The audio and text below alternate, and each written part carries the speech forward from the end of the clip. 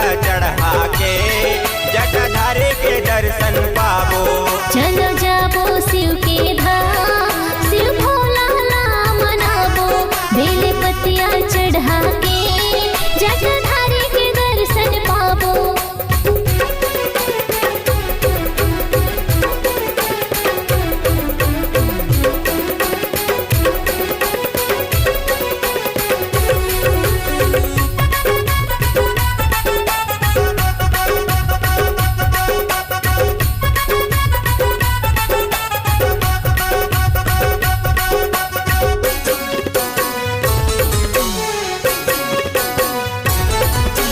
आगे है सावन महीना भोले के कांवर हम सजाबो, हजी कांवर हम सजाबो।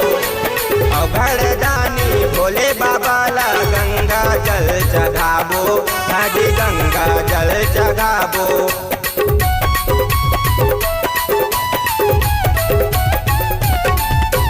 आगे है सावन महीना भोले के कांवर हम सजाबो, हाजी कांवर हम सजाबो। अवघड़ दानी भोले बाबा ला गंगा जल चढ़ाबो, हाजी गंगा जल चढ़ाबो। चलो जाबो चलो जाबो चलो जाबो शिव के धाम, शिव भोला नाम मनाबो, बेल पतिया चढ़ा के जटाधारी के दर्शन पाबो।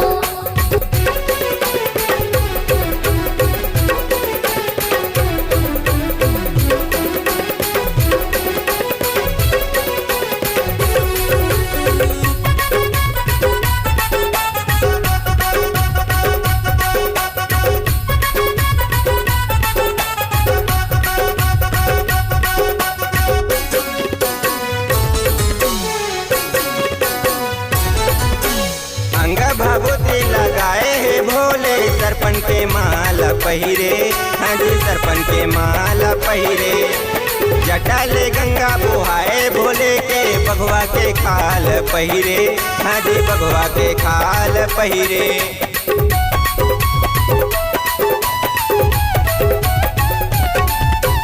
अंग भभूति लगाए है भोले, सरपन के माल पहिरे, हाजी सरपन के माल पहिरे।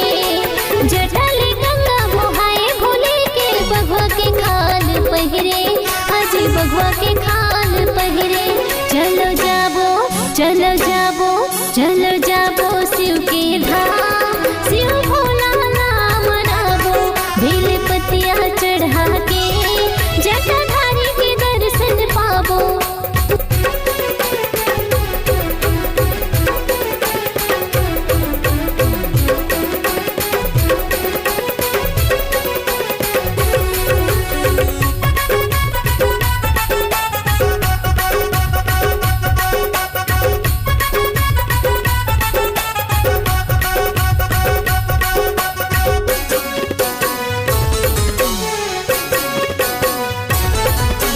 गांजा धतूरा भांगे लती के, बोले बिधुन हो के नाचे, हजी बोले बिधुन हो के नाचे।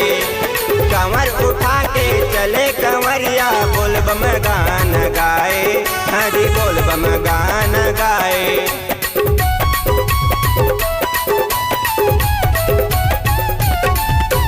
गांजा धतूरा भांगे लती के, भोले बिधुन हो के नाचे, हाजी भोले बिधुन हो के नाचे।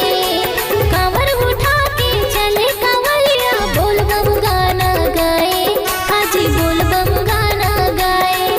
चलो जाबो चलो जाबो चलो जाबो शिव के धाम, शिव भोला नाम मनाबो, बेल पतिया चढ़ा के जटाधारी के दर्शन पाबो। चलो जाबो शिव के धाम, शिव भोला ला मनाबो, बेलपतिया चढ़ा के जटाधारी के दर्शन पाबो।